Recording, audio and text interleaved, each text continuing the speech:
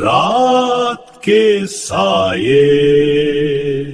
शहरों की अपनी कुछ कहानियां होती हैं, कुछ किस्से, कुछ किंवदंतियां। और आज की कहानी दिल्ली की सड़कों पर फैली एक ऐसी ही किंवदंती है। ये कहानी सिर्फ डर की नहीं है, बल्कि उन चीजों की है जिन्हें हम देखकर भी अनदेखा कर देते हैं। ये कहानी उस दिल्ली की है जिसे दिन के उजाले में तो हम सब जानते हैं, पर रात के अंधेरे में ना ये शहर एक बिल्कुल अलग ही रूप ले लेता है। ये बस एक शहर की बात नहीं है, ये इस कहानी का एक ऐसा किरदार है जो अपने अंदर न जाने कितने ही राज छुपाए हुए है। तो कहानी सुनाने वाले के लिए सब कुछ बिल्कुल नॉर्मल था। नाइट शिफ्ट, देर रात को घर लौटना रोज की बात थी। लेकिन फिर एक अजीब घटना बार बार होने लगी। एक ऐसा अनुभव जो किसी भी तर्क में फिट ही नहीं बैठता था। और इसकी शुरुआत हुई एक गंध से, कच्चे प्याज की एक बहुत ही तेज चुभती हुई गंध। ये गंध अचानक से आती और उतनी ही तेजी से गायब भी हो जाती, जैसे हवा में कोई राज घोलकर चली गई हो। पर जो बात सबसे ज्यादा परेशान करने वाली थी वो थी इसकी जगह। ये गंध हमेशा हमेशा धौला कुआं से दिल्ली कैंट की ओर जाने वाले रास्ते पर ही आती थी। मतलब ये महज एक इत्तेफाक तो नहीं हो सकता था, है ना?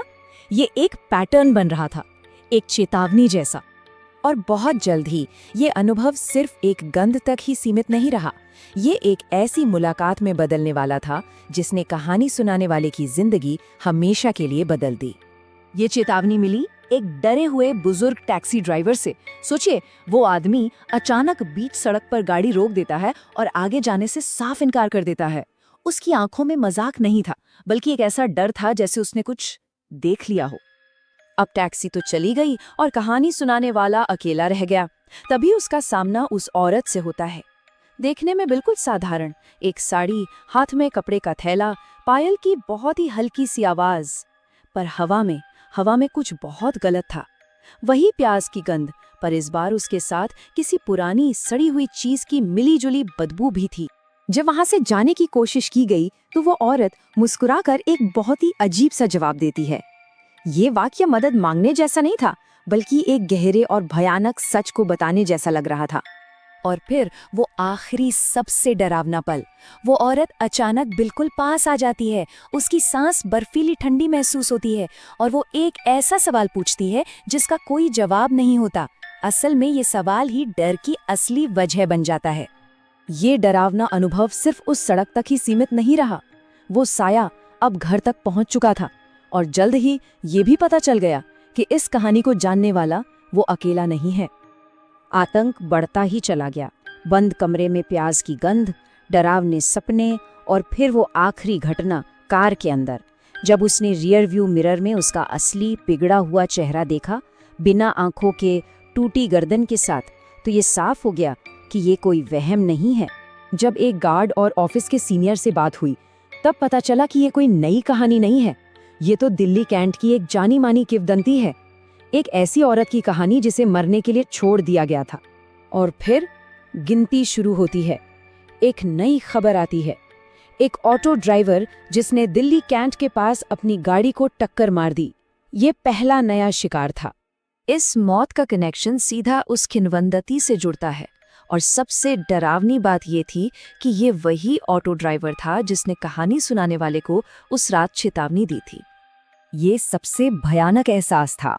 ऑटो ड्राइवर की मौत के बाद कहानी सुनाने वाले के बंद कमरे में एक ताज़ा प्याज का मिलना इस बात का संकेत था कि अब वो भी उस गिनती का हिस्सा बन चुका है। अब कहानी का रुख डर से सहानुभूति की ओर मुड़ता है, क्योंकि ये सिर्फ एक भूत की कहानी नहीं है।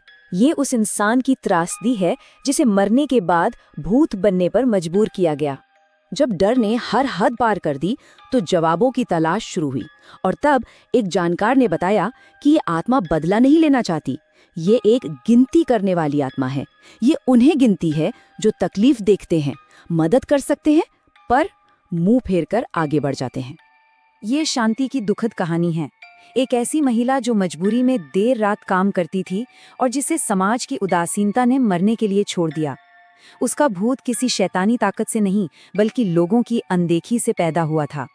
तो इस आतंक को खत्म करने का रास्ता लड़ाई नहीं, बल्कि करुणा थी। समाधान उसे भगाने में नहीं, बल्कि उसे स्वीकार करने में था। मुक्ति का मार्ग बहुत सरल था, फिर भी सबसे कठिन। उसे बस वो सम्मान और स्वीकृति देनी थी जो उसे जिंदगी में या मौत के समय कभी नहीं मिली। उसे भगाना नहीं था, बस उसके दुख का साक्षी बनना था। और इसके साथ ही कहानी का अंत होता है, लेकिन इसका संदेश हमेशा के लिए रह जाता है। ये सिर्फ एक भूत की कहानी नहीं है, ये हमारे समाज का आईना है। और यही इस कहानी का केंद्रीय विचार है। शांति जैसे भूत पैदा नहीं होते, उन्हें उदासीनता और अनदेखी से गढ़ा जाता है। वो समाज की सामूहिक विफलता का प्रतीक है। शांति की व्यक्तिगत कहानी सामाजिक जिम्मेदारी के एक बहुत बड़े विषय से जुड़ती है। ये हमें याद दिलाती है कि हमारी अनदेखी के भी परिणाम हो सकते हैं, जो कभी कभी भूत बनकर हमें परेशान करते हैं। और आखिर में ये कहानी एक सवाल छोड़ जाती है। ये एक भूत की कहानी को एक शक्तिशाली नैतिक चुनौती में बदल देती है, जो हर किसी को अपनी इंसानियत के बारे में सोचने पर मजबूर करती है। अगली बार जब कोई गिरेगा तो क्या किया जाएगा?